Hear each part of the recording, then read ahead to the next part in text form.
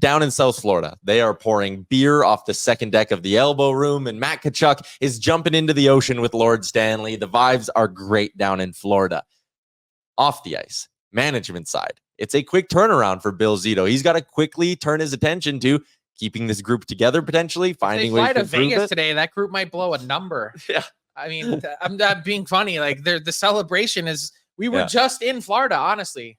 But they have a lot of free agents they need to take care of. Does the Stanley Cup win change any of those free agents' perspective? Is Sam Reinhart, and it is almost like a two-pronged thing where like, does Sam Reinhart sit there and go, hey, I won here. We're good. I'm going to go cash in and get my payday. Or does he go, holy crap, we can do it again. I'm taking a pay cut. I can't begin to put myself in Sam Reinhart's head, but I wonder if you're the Florida Panthers, you go, okay, we've gotten to 2 finals in a row. We won a Stanley Cup. We hung a banner in this arena, the first significant banner that hangs in Amerant Bank Arena. And you look at it and you say, well, we've offered Sam Reinhart a really significant contract. If it was as easy as 8 times 9.5, that deal would have already been done. I think they put that on the table months ago. The AFP analytics projections that we've been using for our top 75 free agents ranking, they have Reinhart, especially with the cap increasing to 88 million. They have him at like 11.3 million a year. Oh, it's a lot. So I wonder if because you've won, maybe the calculus doesn't change from the player perspective, but from the team perspective. Not saying they're comfortable with saying goodbye to Sam Reinhart because he's such a big part of their team. He said all the right things. They've said all the right things.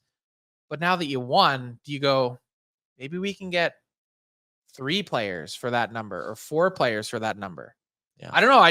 Does it make you think differently as a team, thinking long-term before, taking on a contract that big? And not to say Florida's going to take their foot off the gas and kick their feet up, but there is pressure off when you win a cup. You build yourself up some good grace. You can kind of sit there and go, okay, we did the thing. Now let's look at a 4 or 5 year approach versus if you would have lost that game 7, I think you sit there and you have to pay $11 million to Reinhart. You have to keep that band together and you have to keep pushing as hard as you can for next year. I said this before. This is actually the most intriguing summer the Florida Panthers have had in years.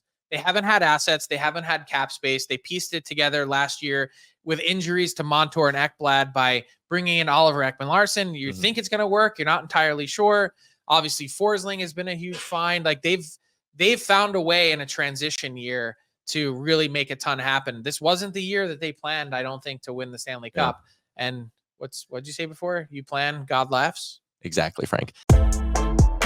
What's up, hockey fans? If you enjoyed that video, then you need to be hitting the subscribe button right here at Daily Faceoff. Exclusive interviews and analysis from our hockey insider Frank Seravalli, fantasy updates from Brock Sagan, and a daily live show at noon Eastern, Monday through Friday. You don't want to miss any of the fantastic content, so hit that subscribe button.